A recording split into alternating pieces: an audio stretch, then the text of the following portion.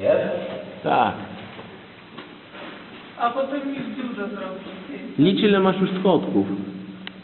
Ile masz schodów? Ty to piwo zabrałeś ze sobą?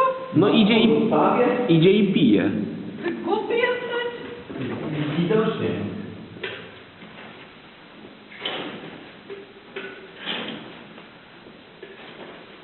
To do zobaczenia przy samochodzie. Aha. Jak dożyjesz.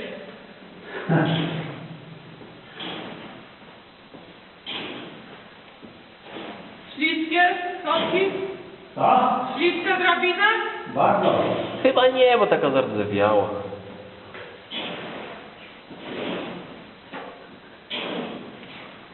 Co tak szura? I co są bunkry?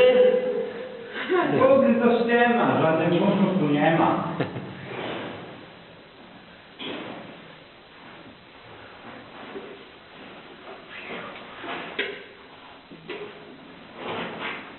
No, już jest na górze, wylazł.